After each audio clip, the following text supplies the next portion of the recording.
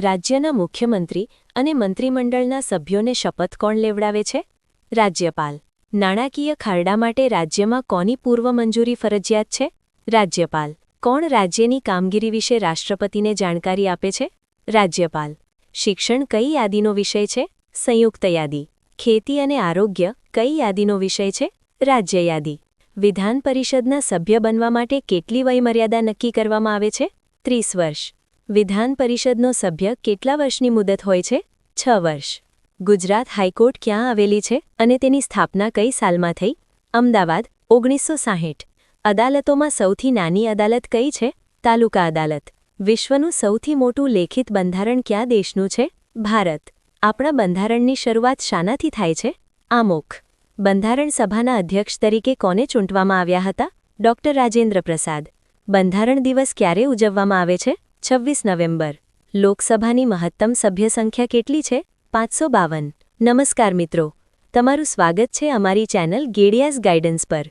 આજના આ વિડીયોમાં આપણે જોવા જઈ રહ્યા છીએ બંધારણના 800 મોસ્ટ આઈએમપી પ્રશ્નો ભાગ 2, જે આવનારી વિવિધ સ્પર્ધાત્મક પરીક્ષાઓ માટે ખૂબ જ મહત્વપૂર્ણ છે.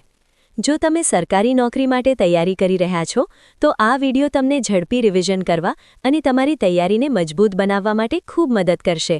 કેટલામાં બંધારણીય સુધારાથી મતાધિકાર માટેની ઉંમર 21 વર્ષથી ઘટાડીને 18 વર્ષ નક્કી કરાઈ? 61મો બંધારણીય સુધારો 1989.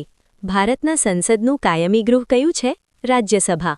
રાજ્યસભામાં દર કેટલા વર્ષે અને કેટલા સભ્યો નિવૃત્ત થાય છે? 2 વર્ષ, 1/3 સભ્યો. રાજ્યસભાની મહત્તમ સભ્ય સંખ્યા કેટલી છે? 250. રાજ્યસભામાં રાષ્ટ્રપતિ કેટલા સભ્યોની નિમણૂક કરે છે? 12. લોકસભાનું સંચાલન કોણ કરે છે? સ્પીકર. સંસદની બેઠકો બોલાવવાની અને સત્ર સમાપ્તિની જાહેરાત કોણ કરે છે? રાષ્ટ્રપતિ. બંધારણ સભામાં કુલ કેટલા સભ્યો હતા? 389, 292 બ્રિટિશ હિન્દ, 93 દેશી રજવાડા અને 4 ચીફ કમિશનરના પ્રાંતમાંથી. બંધારણ સભાના ચૂંટાયેલા અધ્યક્ષ કોણ હતા? ડોક્ટર રાજેન્દ્ર પ્રસાદ. બંધારણ સભામાં અનુસૂચિત જાતિના કેટલા સભ્યો હતા? 30. બંધારણ સભામાં પારસીઓના પ્રતિનિધિ કોણે કરેલું? HP મોદી. તાલુકા પંચાયતની સભ્ય સંખ્યા કેટલી હોય છે? 16 થી 32. જિલ્લા આયોજન સમિતિના અધ્યક્ષ કોણ હોય છે? જિલ્લા પ્રભારી મંત્રી. જિલ્લા પંચાયતની બેઠકોમાં મહિલાઓ માટે કેટલા ટકા અનામતની જોગવાઈ કરેલ છે? 50%. સામાજિક ન્યાય સમિતિના કેટલા સભ્યો હોય છે? 5 સભ્યો. પંચાયતી રાજમાં ત્રણેય સ્તરો પર કઈ સમિતિની રચના કરવી ફરજિયાત છે? તો સામાજિક ન્યાય સમિતિ. નગરપાલિકાની રચનામાં વસ્તીના આધારે વહેંચવામાં આવેલા વોર્ડમાં એક વોર્ડ દીઠ કેટલા સભ્યો હોય છે? 4 સભ્યો. નગરપાલિકાના મુખ્ય વહીવટી અધિકારી કોણ હોય છે? Chief officer. નગરપાલિકાના વહીવટી વડા તરીકે ઓળખાતા ચીફ ઓફિસરની નિમણૂક કોણ કરે છે? રાજ્ય સરકાર. નગરપાલિકામાં ચૂંટાયેલા સભ્યોને કોની સમક્ષ સોગંદ લેવાના હોય છે? જિલ્લા ન્યાયાધીશ અથવા સરકાર દ્વારા નક્કી કરવામાં આવેલા પ્રતિનિધિ સમક્ષ. વડી અદાલતના તાબા હેઠળની અદાલતોના ન્યાયાધીશોની નિમણૂક કોણ કરે છે? રાજ્યપાલ. રાજ્યની કારોબારીના વડા કોણ હોય છે? રાજ્યપાલ. રાજ્યનું મંત્રીમંડળ કોને જવાબદાર છે? વિધાનસભા. મંત્રીમંડળમાં કેટલા પ્રકારના મંત્રીઓ હોય છે? તો કેબિનેટ, રાજ્ય અને નાયબ કક્ષાના મંત્રીઓ 3 પ્રકારના. આપણા દેશનો વહીવટ કેટલા સ્તર પર થાય છે? 3 સ્તર પર: સ્થાનિક, રાજ્ય અને કેન્દ્ર કક્ષા. ભારતીય બંધારણમાં કેન્દ્ર સરકાર માટે કયા શબ્દનો પ્રયોગ કરવામાં આવ્યો છે? સંઘ સરકાર. જંગલો કઈ યાદીનો વિષય છે? સંયુક્ત યાદી. વિધાન પરિષદના કેટલા સભ્યો દર 2 વર્ષે નિવૃત્ત થાય છે? 1/3 સભ્યો. વિધાન પરિષદ એ કેવું ગૃહ છે? કાયમી ગૃહ. તાલુકા અદાલતને કઈ અદાલત કહેવાય છે? Trial court. દેશમાં કેટલા વર્ષના બાળકોને મફત ફરજિયાત સાર્વત્રિક ભણવાનો અધિકાર આપેલ છે? 6 થી 14 વર્ષ.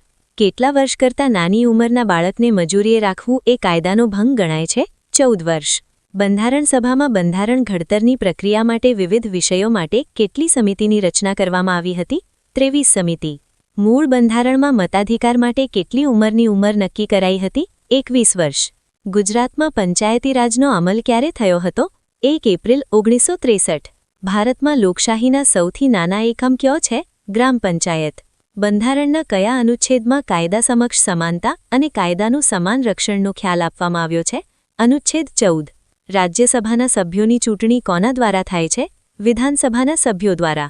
બંધારણ સભાની પ્રથમ બેઠક ક્યારે યોજાઈ હતી? 9મી ડિસેમ્બર 1946. કયા મિશનની સૂચના મુજબ ભારતના બંધારણના ઘડતર માટે બંધારણ સભાની રચના કરવામાં આવી? Cabinet mission. ખરડા સમિતિની રચના કોના અધ્યક્ષપદે કરવામાં આવી હતી? ડોક્ટર ભીમરાવ આંબેડકર. ભારતનું બંધારણ અમલમાં આવતા ભારતને કેવું રાષ્ટ્ર જાહેર કરવામાં આવ્યું? પ્રજાસત્તાક રાષ્ટ્ર. લોકસભાની મુદત કેટલા વર્ષની હોય છે? 5. ઈસો 1976માં 42માં બંધારણીય સુધારા દ્વારા આમુખમાં કયા શબ્દો ઉમેરવામાં આવ્યા?